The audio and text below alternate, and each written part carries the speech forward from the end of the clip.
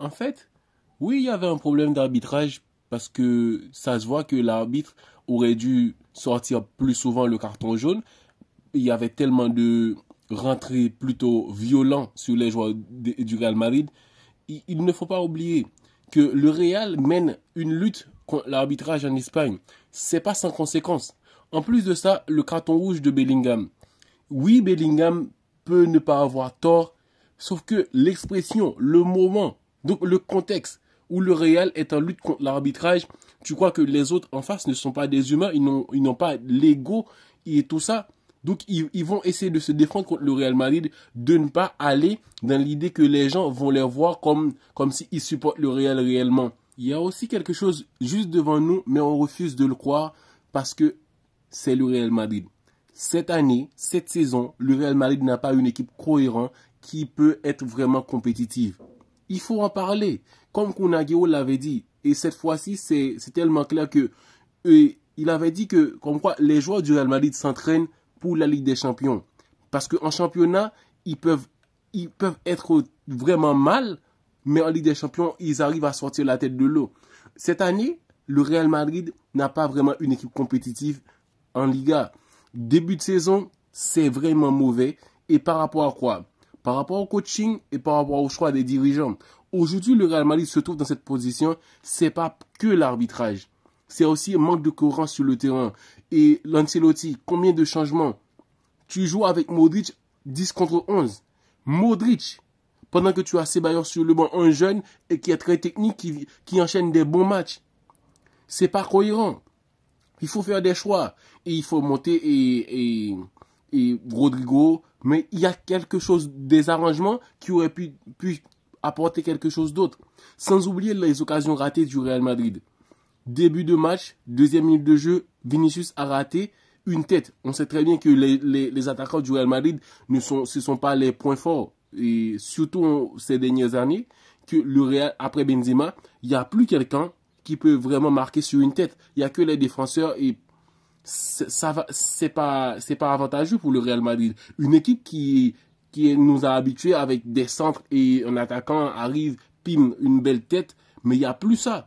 Sans oublier le jeu qui est le vrai créateur au Real Madrid, qui est là pour ce genre de rôle, qui apporte le ballon aux joueurs offensifs pour que ça soit vraiment des slack placés. Le Real Madrid est plus dans le désordre. Le Real peut gagner dans le désordre parce que c'est une équipe habituée à ça.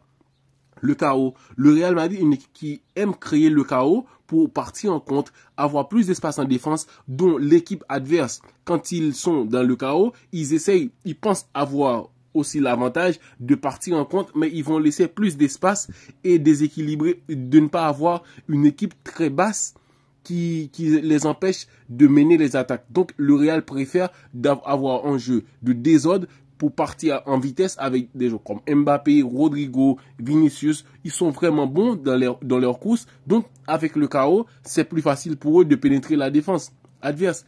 Mais quand même, oui, ça a été vraiment chiant de voir les joueurs Osasuna faire des rentrées assez tellement violentes sur les joueurs du Real Madrid. Les joueurs du Real Madrid ont commencé à tomber sur le terrain pour tout et n'importe quoi.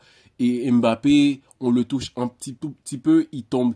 Mais il y avait des fautes vraiment violentes où l'arbitre aurait dû sortir le carton jaune.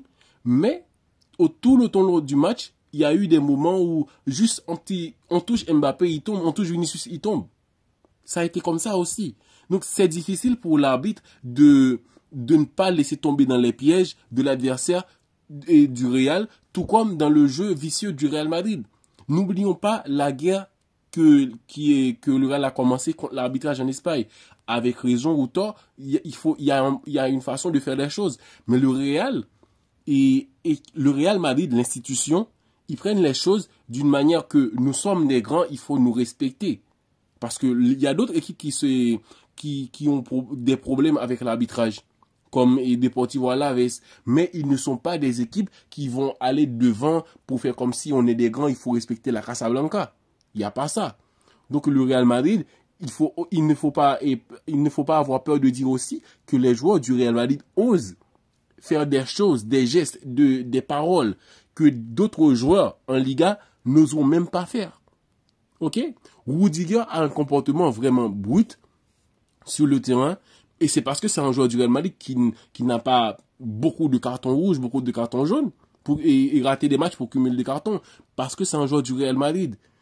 Les gens refusent de parler de ça. Donc le Real Madrid se retrouve dans une position où le Barça pourrait être leader encore une fois. Combien de fois le Real Madrid a eu sa chance pour maintenir la première place?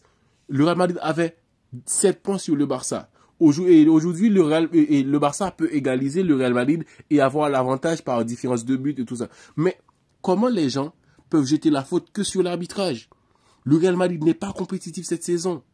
Même partout, ils ne sont pas compétitifs. Mais comme c'est le Real, comme il y a des joueurs individuellement, ils sont vraiment bons, ils sont chauds, Vinicius et tout seul, à lui tout seul, il peut sortir des dingueries sur le terrain. Mais il faut parler des ratés. Le Real Madrid a raté beaucoup d'occasions. Beaucoup d'occasions en première mi-temps où le match aurait dû, et le premier mi-temps aurait dû terminer 2-0. Facile. En plus de ça, le Real Madrid a été supérieur au Osasuna. En fin de match, 70e minute de jeu, le Real Madrid avait plus d'occasions dangereuses, même à 10 contre 11. Sauf que tout au long du match, c'est le début du match, jusqu'à la 25e minute de jeu, le Real Madrid, c'était un match vraiment équilibré. Osasuna avait des attaques vraiment dangereuses, où c'est Thibaut Courtois qui a fait des arrêts monstrueux et des retours vraiment intéressants de Raúl Asensio, mais tout n'a pas été la faute de l'arbitrage. Il faut parler les choses clairement, que le